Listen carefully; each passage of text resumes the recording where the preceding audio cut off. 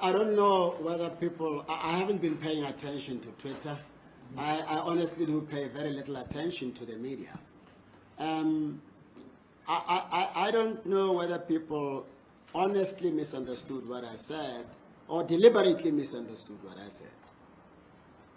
And maybe it's necessary to reiterate what I said. I said, if there is any vaccine that is being manufactured to advance a satanic agenda of the mark of the beast 666, if there is any vaccine that is being manufactured for the purpose of corrupting the DNA of people, that vaccine must be burned, it must die. God must intervene and destroy it.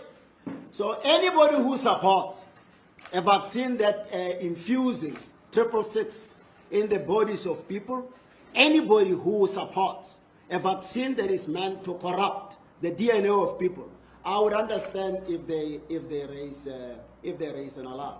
That's it. I want every corrupt thing to be destroyed. And if it is politics, it is the kind of politics that I'm happy to advance anytime, anywhere.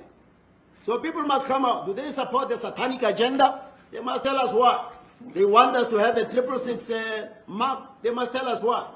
I'm not saying all vaccines, and I never say all vaccines are meant to advance their agenda. But if people want it to be made to look like, that's what I was saying, that's their problem. I'm never worried about backlash, because I've realized something. It's almost as if for you to be positively reported on, you must check what is it that people are likely to be favorably disposed to. What will the analysts say, the regular analyst I must say? What will the media say? I'm not that kind of a person. I don't live to be approved of. I don't suffer from affirmation or approval addiction. I reflect on what I believe needs to be said at any particular time, and I say it. Whoever wants to run wild with it is free to do that. I will never look backwards to check who is happy with what I'm saying, who is unhappy.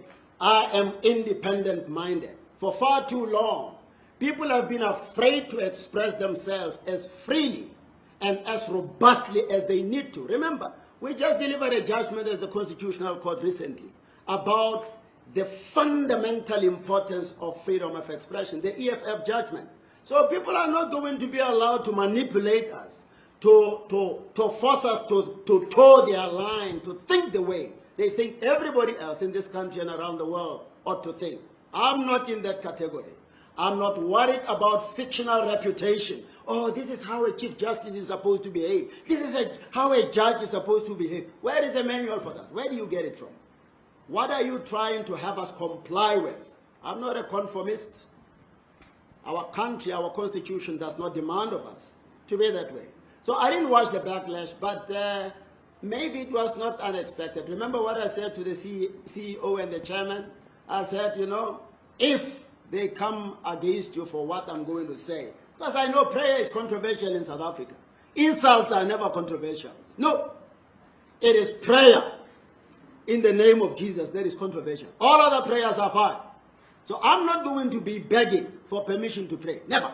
In public and in private. I'm going to pray all the more. It is my constitutional right.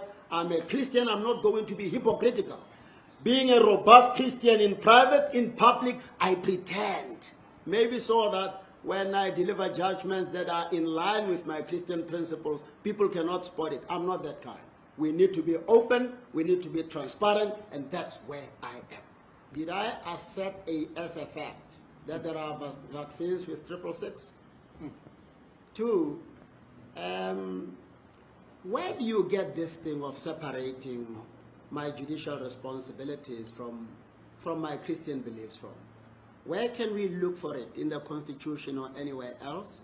The last time I checked the Constitution, it lists among the fundamental rights freedom of religion, freedom of opinion, and freedom of thought. And two, not only does the preamble to our Constitution talk about God, for God to protect us and to bless us, but the national anthem also alludes to the need for us. In fact, it's a prayer for God to protect us.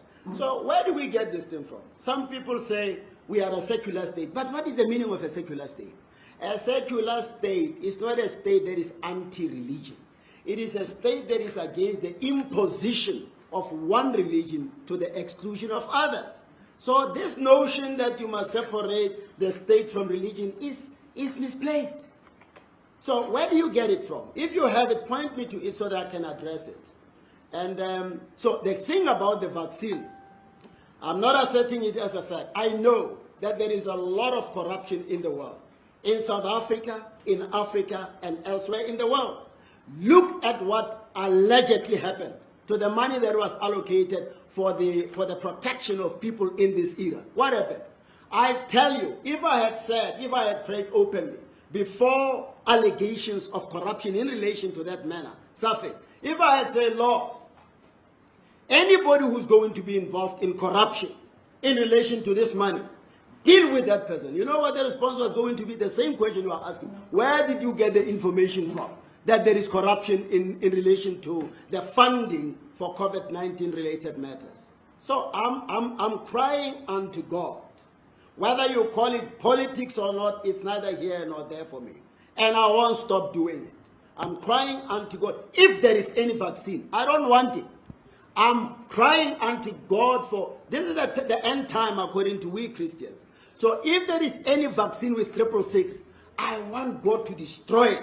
If there is any vaccine meant to corrupt the DNA of people, I'm asking God to interrupt with it. Any clean vaccine, they must produce it quickly. People need that for their own health. So if anybody is going, don't pray against 666. Don't pray against Satan. Don't pray against corruption of the DNA. They can criticize until. I'm not worried about that. Well, people are not fools. And maybe there is an assumption that our people are thoughtless. And maybe there is an assumption that whatever somebody says in the public domain, our people are so foolish that they will swallow it without reflection.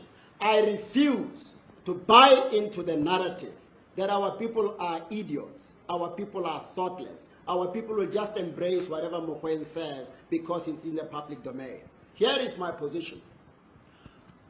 My prayer is meant actually, and I hope it does, touch every well-meaning Christian to cry unto God and say, Lord, indeed, if there is any vaccine that would have this result, if there is any vaccine that would negatively affect the lives of people, that vaccine must never see the light of day. So people must pray against that. It's important. You can't say we must, as Christians, just hold our arms and say, yeah, no, whatever people come up with is fine. No, we can't. People must pray. People must pray.